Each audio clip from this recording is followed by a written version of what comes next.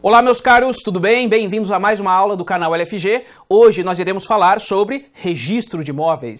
Dois princípios fundamentais da atividade registral imobiliária que são o princípio da obrigatoriedade do registro e o princípio da rogação, também conhecido como princípio da instância. O princípio da obrigatoriedade do registro ou do ônus do registro estabelece que nos atos entre vivos, a transmissão de imóveis ou direitos reais imobiliários nos atos entre vivos se efetivam com o registro. Esse registro é feito na serventia de registro de imóveis competente, onde está localizado o imóvel, dentro da circunscrição territorial respectiva. Dessa forma, a constituição, a transferência, a modificação ou extinção da propriedade ou qualquer outro direito real imobiliário irá se efetivar por meio da inscrição, por meio do registro. No Brasil, o registro ele é obrigatório, tem que ser feito esse registro. Por quê? Porque nós adotamos no Brasil o sistema de modo e título. Nós temos o título, por exemplo, mais utilizado, o instrumento público feito no tabelionato de notas, ou no tabelião de notas, tecnicamente falando. Nós temos o título, a escritura pública, e por meio dessa escritura pública aparece o comprador, o vendedor e transmite o imóvel. Só que esse título ele tem que atender a um modo, e o modo é o registro. Por isso que o modelo brasileiro atende de forma majoritária, já tem gente, eu li um doutrinador muito abalizado que certo dia estava defendendo que o nosso sistema é apenas de modo, que seria só o registro. Mas não, nós ainda temos a escritura pública, o título, que tem que submeter ao modo, que é o registro. O registro em si, a gente não pode dizer que é obrigatório, embora esteja popularmente conhecido esse princípio como o princípio da obrigatoriedade do registro. O ser humano, o cidadão brasileiro, ele pode ser obrigado por meio da lei ou por meio de um contrato, inciso 2º do artigo 5º da Constituição Federal. Por isso que muitos doutrinadores não gostam de chamar princípio da obrigatoriedade do registro, mas sim defendem que o registro ele é, na verdade, um ônus. Claro que esse ônus não tem uma sanção expressa. Se você transmitir um imóvel, você faz uma escritura de compra e venda, você tem que registrar no registro de imóveis para se efetivar esse registro. Perfeito, maravilha. E se você não fizer isso, não vai ter uma sanção expressa. Fato é que não há prazo para esse registro. Você faz a escritura de compra e venda, tem que levar ao registro de imóveis, não tem prazo. Você pode demorar um dia, um ano ou 10 anos. Mas quanto mais demorar, pior. Porque você pode simplesmente perder a propriedade do imóvel, você pode simplesmente jogar uma escritura pública no lixo. Então, esse ônus do registro não tem uma sanção expressa. Fato é que a tua compra e venda não vai produzir efeitos se não for registrada. Maravilha? E desse ônus do registro surgem duas posições. Especialmente quando nós trabalhamos com os direitos reais aqui no Brasil, que são fortemente influenciados por países como Alemanha, Espanha. Desse ônus do registro, o princípio da obrigatoriedade do registro, tecnicamente, creio eu que o mais correto é o ônus do registro. Desse ônus do registro surgem duas posições, uma posição ativa e uma posição passiva. A posição ativa, vou pegar a escritura pública de compra e venda, a posição ativa é do comprador, é do que adquire a propriedade. Ele, por meio do título escritura pública, ele leva ao registro de imóveis da circunscrição competente, perfeito? E a partir do registro vai se constituir a sua propriedade. Esse ônus do registro, embora ele não tenha sanção, mas ele tem que ser registrado para que produza os efeitos desejados pelo interessado. Quando registra a propriedade, ela se constitui no registro de imóveis, surge a posição ativa do adquirente, do titular do direito real. Em contraposição a essa situação ativa, e cuidado, quando você assume essa situação ativa, essa posição ativa, adquire o imóvel, registra no devido registro de imóveis, você passa a gozar dos direitos decorrentes, por exemplo, do direito de propriedade. O professor Tartucci fala muito na regrinha mnemônica do Groot. Você pode gozar, reaver, utilizar, usar e dispor do imóvel. E isso a partir do momento que você adquire publicamente essa situação ou essa posição ativa. E isso se dá por meio do registro. Maravilha? Em contraposição a essa posição ativa, situação ativa, nós temos uma situação passiva, que é perante os demais integrantes da sociedade, que tem uma posição de sujeição. Ou seja, tem que respeitar o teu direito real imobiliário que consta no registro de imóveis, que é protegido por aquela publicidade registral. Mas quando você vai atender, exercer esse direito, alguns chamam de... Pode também ser considerado um direito, embora o entendimento majoritário, tecnicamente correto, seja de que é um ônus. Você tem que levar esse título para ser registrado no cartório de registro de imóveis competente. É onde está localizado o teu imóvel. Ah, mas e se o meu imóvel está em mais de uma circunscrição imobiliária? Tem que ser registrado em todas, em regra, salvo algumas exceções a depender do código de norma de cada estado, que varia no direito brasileiro, porque as serventias extrajudiciais são regulamentadas pelos estados, havendo entendimentos diferentes de estado para estado.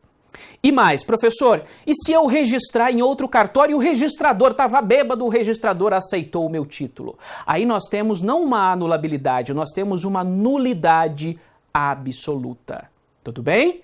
Então você tem que pegar o seu título, normalmente a sua escritura pública. A transmissão de direitos reais imobiliários, em regra, exige escritura pública, artigo 108 da parte geral do Código Civil. Alguns falam que é direito dos pobres, da sociedade mais necessitada, esse artigo 108 do Código Civil. Por quê? Porque ele estabelece o limite de 30 salários mínimos. Até 30 salários mínimos pode ser um instrumento particular ou pode ser uma escritura pública.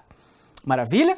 Acima de 30 salários mínimos, aí vai ter que ser obrigatoriamente, é uma solenidade obrigatória, vai ter que ser uma escritura pública. Você pega essa escritura pública, leva ao registro de imóveis competente, onde está localizado o imóvel, e tem que ser lá, sob pena de nulidade. Tem um projeto de lei com devido respeito absurdo, é que há um desconhecimento muito grande sobre serventias extrajudiciais. Há um projeto de lei que me parece que começou a tramitar no Senado, que quer flexibilizar essa regra. Ou seja, em qualquer registro de imóveis você pode registrar o seu título. Meus amigos, isso é um desconhecimento da atividade registral imobiliária assustadora. Tem que começar a estudar um pouco mais direito comparado e ver o quão é eficiente o nosso sistema registral e o nosso próprio sistema notarial. Espero que esse projeto de lei não saia do papel. O princípio da inscrição, o ônus do registro, ele está expressamente previsto no artigo 1245 do Código Civil. Maravilha? Professor, me diz uma coisa, surgiu uma dúvida. Ah, não surgiu, a aula é gravada, eu estou inventando a dúvida para ficar conveniente com a ordem da minha aula. E se o alienante, o vendedor, morre antes de registrar? Já que você tem um título, que é a escritura pública, compra e venda, o vendedor transmitiu o direito imobiliário para o comprador ele vai se deslocar, ele vai até o registro de imóveis, a inscrição, registro, ônus, obrigatoriedade do registro, no registro de imóveis competente onde está localizado o imóvel, o artigo 1245 do Código Civil, ele vai lá no registro de imóveis, só que um dia antes o vendedor faleceu. Muitos registradores de imóveis não querem registrar esse título, são temerosos, o tema é polêmico. O entendimento majoritário do Supremo Tribunal Federal, do Conselho Superior da Magistratura do Estado de São Paulo, de muitos outros estados, de Pontes de Miranda, do professor Loureiro, que por sinal a gente está utilizando bastante nessa aula, eles entendem que é sim possível registrar, ainda que o alienante tenha falecido um dia antes, uma semana antes. Porque a manifestação de vontade se deu com a escritura pública. A aceitação, o pagamento, a perfectibilização do contrato típico de compra e venda previsto no Código Civil teve as partes capazes, manifestação de vontade, preço, o objeto, o imóvel foi transmitido, está tudo certinho. Ainda que a compra e venda se efetive com um registro no registro de imóveis, o dono ele é proprietário a partir desse registro, ainda que o alienante faleça antes do registro, nada impede que o registro seja feito. Tudo bem? O registro é o modo de aquisição da propriedade e dos demais direitos reais. Por isso que ele tem efeito constitutivo. Em regra, ele tem efeito constitutivo, constitui. Aquele famosa frase popular que a gente utiliza nas nossas serventias, de que quem registra não é dono, ela é verdadeira. Tem que registrar. Mas embora o registro ele tenha efeito constitutivo, ele não tem efeito sanatório. O registro de imóveis não vai sanar ou corrigir um vício do título. Se a escritura pública tem alguma nulidade que não foi percebida e foi levada a registro, tem a publicidade registral, ele produz o efeito constitutivo, mas ele não vai sanar. O registro de imóveis no Brasil não tem efeito sanatório, essa inscrição aqui.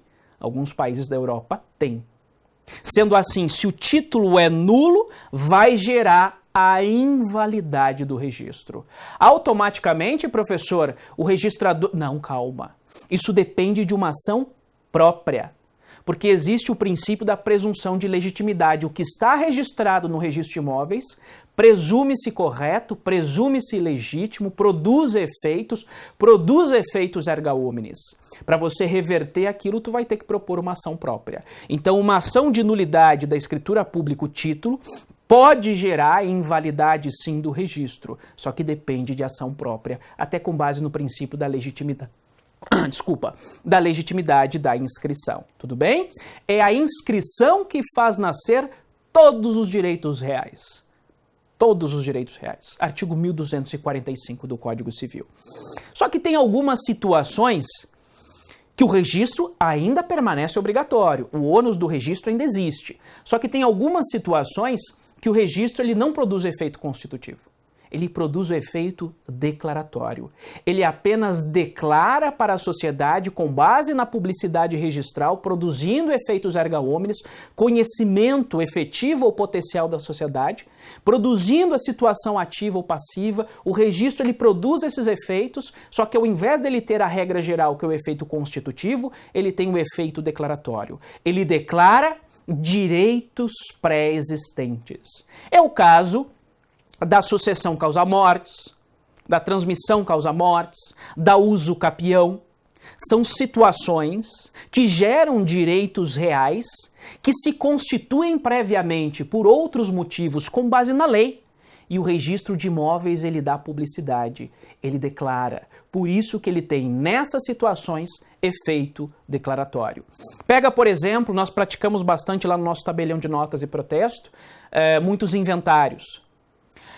Vocês sabem disso, o princípio da Saizine, a transmissão dos bens se dá com a morte. Automaticamente transmite-se para os herdeiros. Perfeito? Só que essa inscrição, esse registro, ainda que tenha um efeito meramente declaratório, ele permanece obrigatório, imprescindível, fundamental para gerar a oponibilidade, para gerar a importante e verdadeira publicidade registral. A publicidade pública, registral, verdadeira, ela é emitida pelas serventias extrajudiciais. O tema é rico e maravilhoso. Eu vou encerrar esse primeiro bloco, daqui a pouquinho a gente continua. Obrigado.